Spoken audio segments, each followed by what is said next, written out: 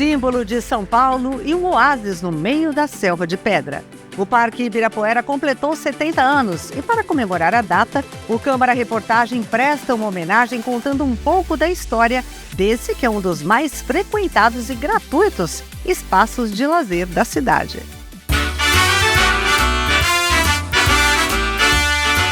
Tudo começou no dia 21 de agosto de 1954. Foi quando esse parque de 1,5 milhão de metros quadrados foi inaugurado. Localizado na subprefeitura da Vila Mariana, o Parque Ibirapuera é o mais frequentado da cidade. Estamos falando de 18 milhões de visitantes anualmente. Um parque que virou o xodó da cidade, até pela forma carinhosa ao se referir a ele. Vamos lá no Ibira, né? Ai, vamos no Ibira! Mas o Ibira não era nada disso antes de 1954. Há 70 anos era um brejo. Sim, e esse nome peculiar, Ibirapuera, teve como inspiração a língua tupi-guarani e a aldeia indígena que lá vivia nos tempos da colonização. Ipirauera, que significa pau podre. Não tem como fugir disso, era mesmo um lamaçal. Na verdade, foi na década de 20 que o então prefeito de São Paulo, José Pires do Rio, idealizou transformar o lugar, que mais parecia um pântano, em área de lazer.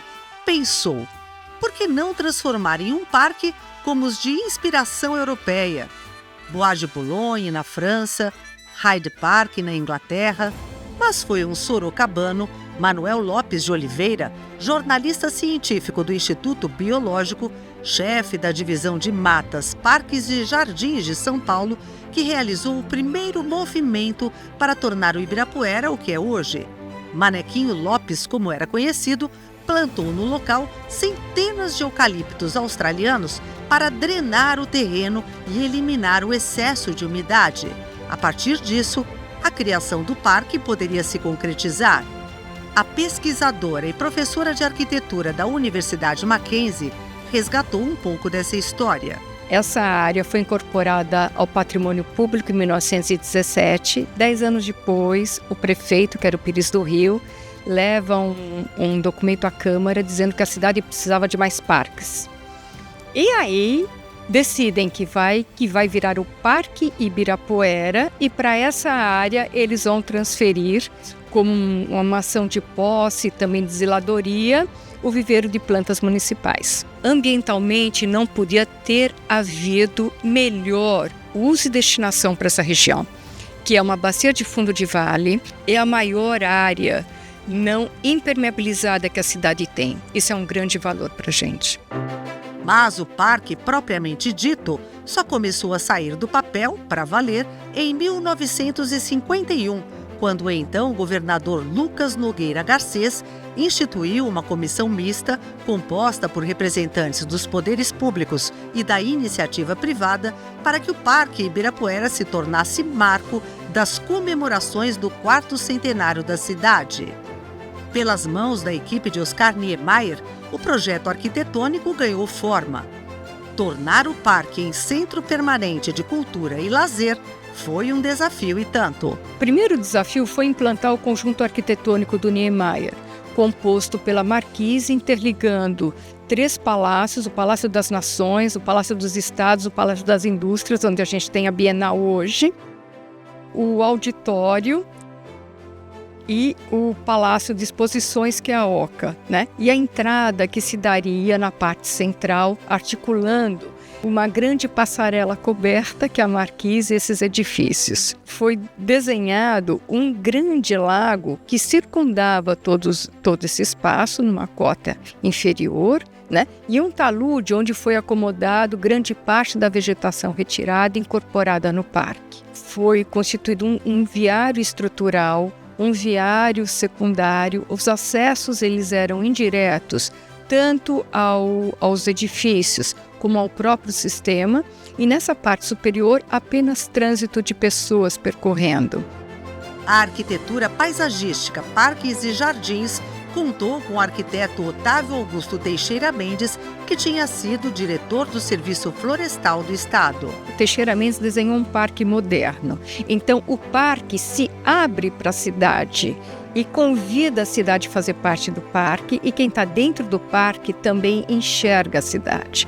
Então, assim, as alternâncias de luz e sombra, os eucaliptos que remanesceram estrategicamente para constituir, a gente chama de planos de vedos ou paredes, vamos dizer assim, que emolduram e trabalham com fechamentos e aberturas para que o parque fosse o que ele é: convidativo, acolhedor, receptivo. A estrutura do projeto do Teixeira Mendes persiste até hoje, 70 anos após.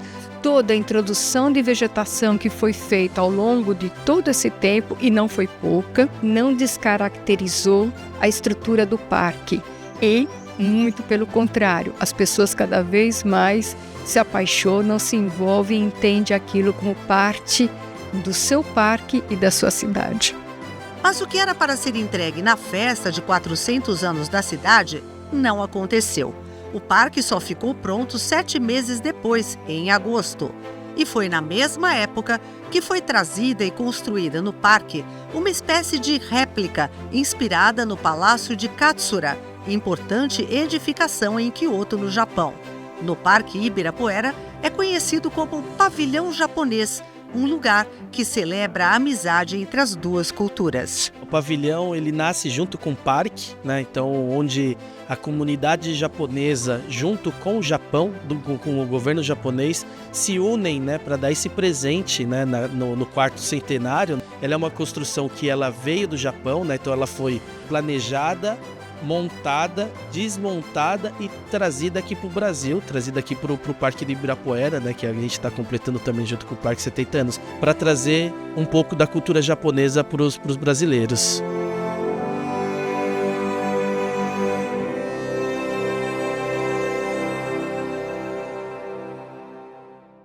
Lagos artificiais, ponte, pista de corrida, de ciclismo, diversas quadras e possibilidades para a prática esportiva.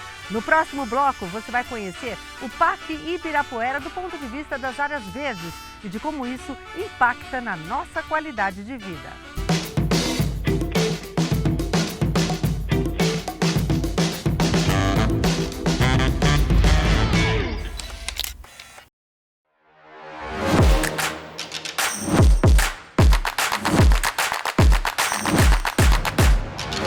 Você sabia que o Diversidade existe há mais de 10 anos e que é um dos primeiros programas do Brasil com assuntos relacionados à pessoa com deficiência?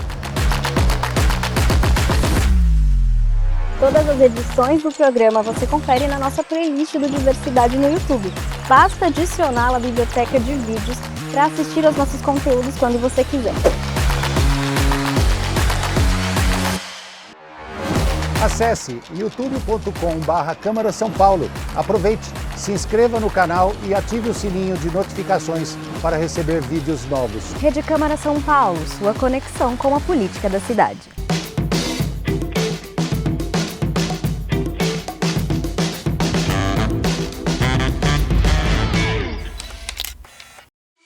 Valorizar o verde e contemplar a natureza. A diversidade da fauna e da flora do Parque Ibirapuera não só beneficia a saúde de quem frequenta, como também é importante para a cidade. Com uma vegetação exuberante, o Ibirapuera é propício para se exercitar, fazer piquenique, andar de bicicleta ou simplesmente apreciar a jornada. O verde é resultado de uma formação de centenas de árvores, espécies de plantas entre jardins, gramados, conjuntos arbóreos, árvores como melaleuca, baobá, a chamada falsa seringueira. Toda essa diversidade contribui para melhorar a qualidade do ar na cidade. A vegetação reduz a poluição, ameniza o calor do sol. O primeiro aspecto é o contato com a vegetação, porque a vegetação ela tem uma função de equilíbrio da regulação de umidade, de absorção do calor, que é muito importante para a redução dessa sensação que a gente tem de um calor extremo na cidade. Tem o aspecto da ventilação e da dispersão dos calores, exatamente porque você tem uma abertura de céu incrível e o calor ele consegue dispersar com muito mais facilidade. No caso do Ibirapuera, a gente tem um fundo de vale com represamento de 2 córregos, que é o Caaguaçu e o Sapateiro, com a criação desses lagos artificiais, mas que tem dentro esse fundo de bacia que faz uma regulação do escoamento dessas águas e facilita esse contato com a água e com essa relação, tanto do aspecto contemplativo, mas também com a regulação da umidade desses espaços. Inúmeros ganhos que a gente pode ressaltar desse aspecto da mitigação das ilhas de calor. Sobretudo porque elas impedem, né, de uma absorção muito grande da radiação solar, porque até a gente tem os solos permeáveis, a gente tem um grande sombreamento por causa do dossal arbóreo, por causa da quantidade de árvores que a gente tem. Isso faz com que você tenha menos absorção de calor. E ao mesmo tempo você tem uma dispersão no período noturno muito maior.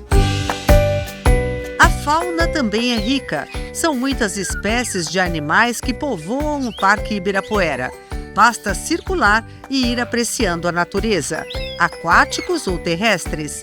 Na divisão de fauna silvestre no portão 7A, os cuidados com esses animais. Recepcionar esses animais silvestres que muitas vezes chegam debilitados, dar um tratamento adequado, ter eles aqui até eles se recuperarem com o objetivo de reintegrar ele ao meio natural. Todos os animais da cidade, inclusive do parque, estão bem cuidados, que é reabilitar essa fauna silvestre que a gente tem aí do município.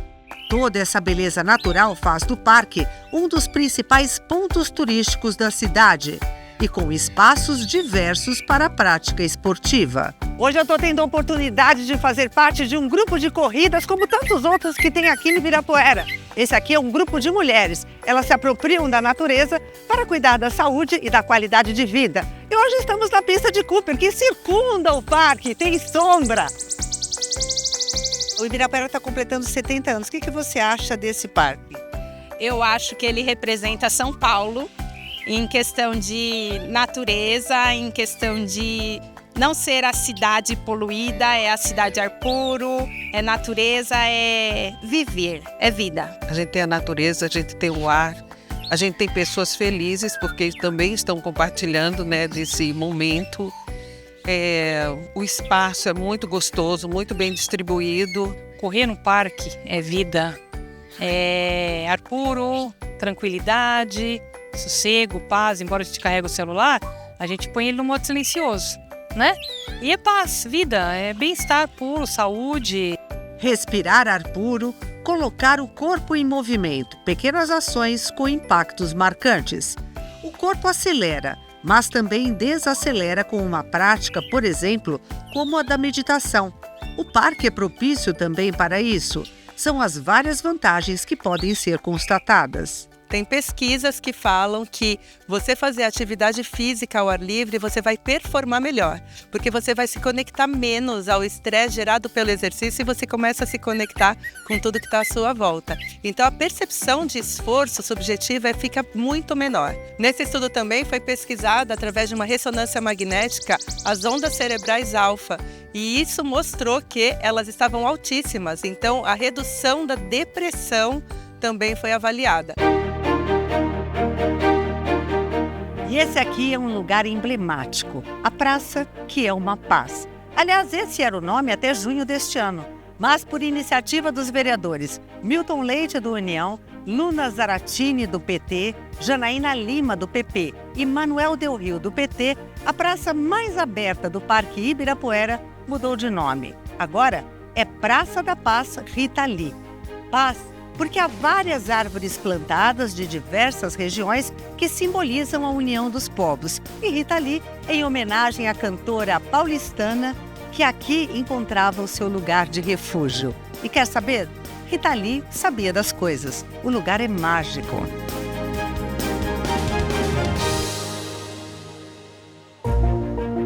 Na reportagem especial do próximo bloco, você vai ver que o Parque Ibirapuera tem inúmeros locais de cultura.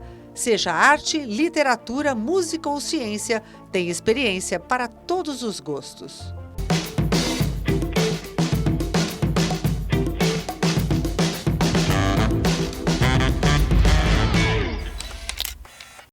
Todos os dias acontecem debates entre diferentes grupos da sociedade que se reúnem nas comissões, CPIs, homenagens e muito mais. E tudo isso impacta a sua vida.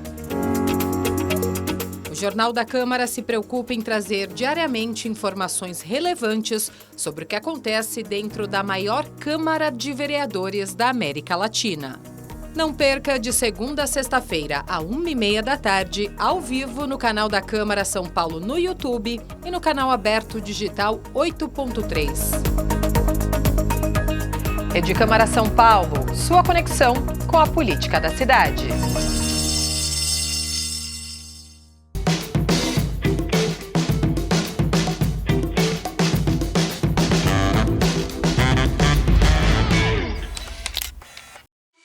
Nem só do lazer ao ar livre vive o Parque Ibirapuera.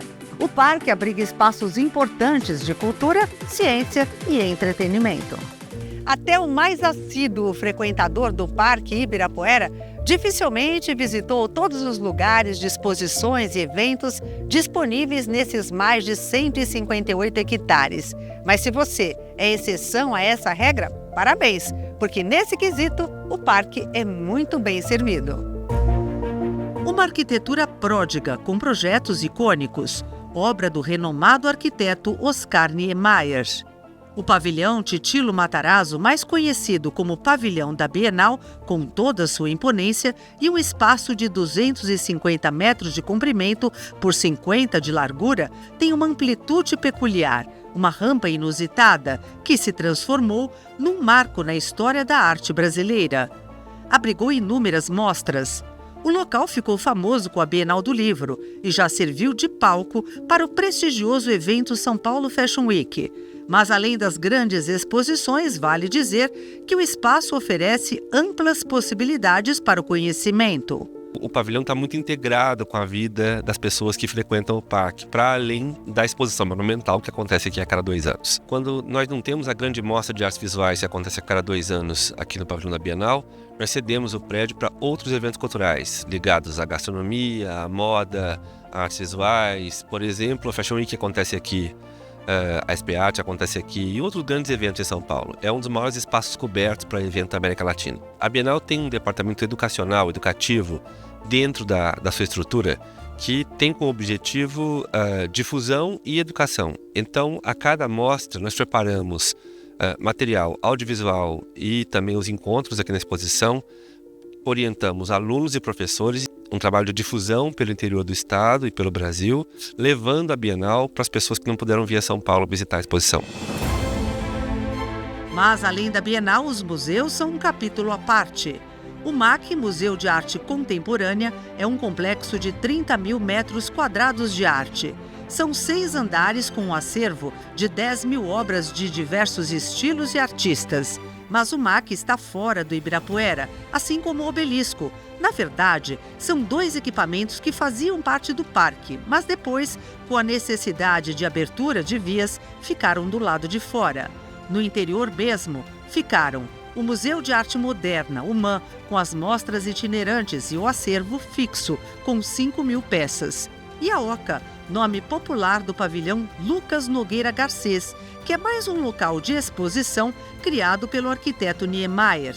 Uma fachada que remete às antigas moradias dos índios. E, claro, não poderia faltar o Museu Afro-Brasil Emanuel Araújo, uma preciosidade que reúne em 11 mil metros quadrados um acervo com 8 mil obras entre pinturas, esculturas, gravuras, fotografias de autores brasileiros e estrangeiros a partir do século XVIII. São referências africanas e afro-brasileiras com temas como a religião, o trabalho, a escravidão e a influência africana na construção da sociedade brasileira. Pensando a relevância da discussão que o Museu Afro-Brasil abre em relação à experiência de pessoas negras, a partir da arte, da memória, da história, é de uma extrema importância e também de uma forma de apontar aí novos caminhos, conhecer um pouco mais sobre essa história, conhecer um pouco mais sobre como essas pessoas contribuíram para a construção da arte, da memória e da sociedade brasileira é de extrema importância. No campo da educação, nós temos alguns projetos, alguns programas voltados exatamente para essas populações. Então nós temos parcerias com a Secretaria de Educação do município de São Paulo para trazer escolas públicas periféricas até aqui. Nós temos formações para professores, formações voltadas para uma educação antirracista a partir do acervo do Museu Afro-Brasil. Mas a arte extrapola os muros com o Jardim das Esculturas. A área externa dos museus, criação de Burle Marx, proporciona uma rica experiência nos arredores do parque. São obras com propostas diferentes, materiais inusitados. E o patrimônio científico também mora aqui, no Planetário Aristóteles Orsini. Fundado em 1957, foi o primeiro planetário do país. Este espaço, com formato arredondado, lembrando um planeta, homenageia este importante físico, um expert em astronomia, que foi inclusive diretor deste planetário, que é mais conhecido por Planetário Ibirapuera.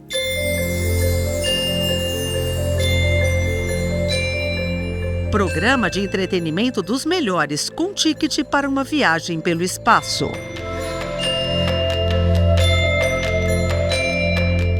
E se você se apaixonar pelo tour espacial, pode dar sequência ao conhecimento científico. A Escola de Astrofísica fica dentro do Parque Ibirapuera. Mais um entretenimento imperdível. A escola foi fundada em 1961, oferece cursos e conta com uma infraestrutura para atender o visitante. Curso geralmente de 10 horas, 12 horas de duração, dividido em 4, 5 dias.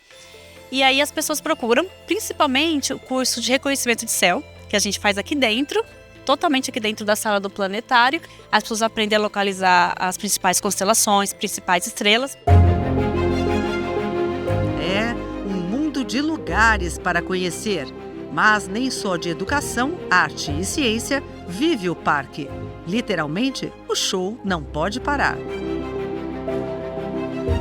Desde os anos 50, esse espaço foi projetado para a música, mas foi construído somente em 2005.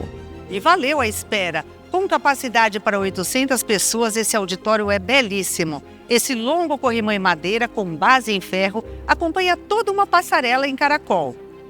Ao fundo, uma imensa onda vermelha, escultura de Tomio Otaki. A acústica do ambiente é incrível. O local é usado também para diversas premiações. São 7.000 metros quadrados de área construída e 4.870 metros quadrados de área projetada. O material usado foi o concreto branco armado. O bloco é único, uma espécie de triângulo. São 28 metros de altura e 50 metros de comprimento. Na reportagem especial do próximo bloco, você vai ver outros serviços disponíveis para o público visitante.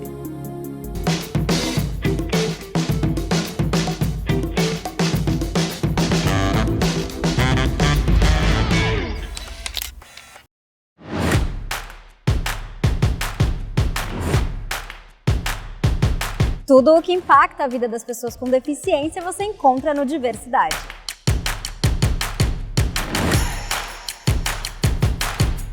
Um programa que é a cara de São Paulo, uma cidade diversa e inclusiva.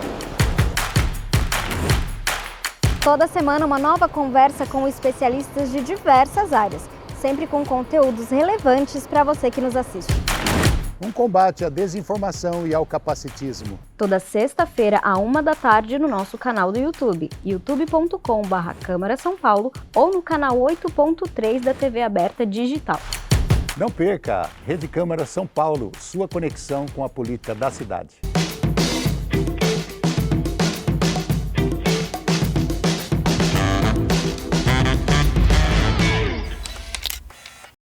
Neste último bloco do Câmara Reportagem, você vai ver como o Parque Ibirapuera se prepara para um futuro mais sustentável. São 70 anos de uma trajetória que faz parte da história da cidade de São Paulo. Todo esse espaço aqui, com seus 1,5 milhão de metros quadrados, é seu. E a gente tem que cuidar bem do que é nosso patrimônio. A Prefeitura de São Paulo é a proprietária, mas em 14 de junho de 2018, a Câmara Municipal de São Paulo autorizou o Executivo a promover a concessão do Parque Ibirapuera. A lei é de 27 de junho de 2018. O contrato foi assinado em 2019 com a empresa Urbia, que permite a exploração de diversos serviços dentro do parque e tem validade de 35 anos.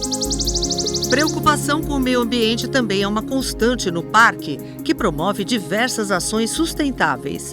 Há uma central de resíduos que realiza a triagem de tudo o que é coletado para encaminhar para o reaproveitamento.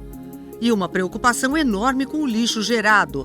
Para se ter uma ideia, são produzidas 400 toneladas de lixo por mês, recicláveis e não recicláveis.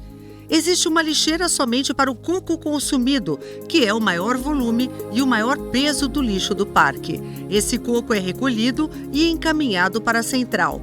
O descarte correto é um dos pontos de atenção. Imagine que no ano passado 17 milhões de pessoas visitaram o Parque Ibirapuera e elas deixam aqui, o plástico, o papel, o resíduo, até o resíduo orgânico, além do que é consumido dentro do próprio parque, como por exemplo a casca do coco verde. O resíduo do parque hoje, ele vira biomassa para geração de energia nas indústrias, ele é reciclado, ou seja, o plástico de uso único, ele é devolvido para a cadeia, para a indústria, para ser utilizado em plástico, para uso permanente ou para produtos duráveis, e o papel também é reciclado, o alumínio é reciclado. O nosso próximo passo é transformar aquele resíduo que é reciclado em produtos, souvenirs do próprio parque. Então as pessoas podem vir ao Parque Ibirapuera e consumir algo que foi um dia o resíduo, o lixo que foi deixado no parque. E quem vem ao Parque Ibirapuera pode, por exemplo, participar de um tour no carrinho elétrico. Do Portão 4 sai o Ibiratour, um passeio guiado onde você conhece um pouco da história, as atrações e descobre algumas particularidades. Durante o percurso, vimos que esta cobertura na cor branca é um resquício dos tempos em que os ônibus circulavam por aqui. E esse ponto de ônibus se mantém intacto até os dias de hoje. Praticidade, com pouco tempo a gente consegue ter uma visão geral do parque.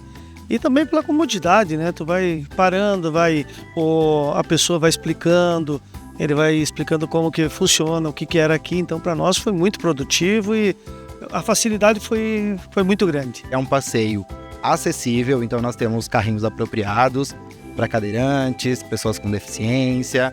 Ele é muito utilizado também por autistas que vêm para passear no parque e ele é democrático.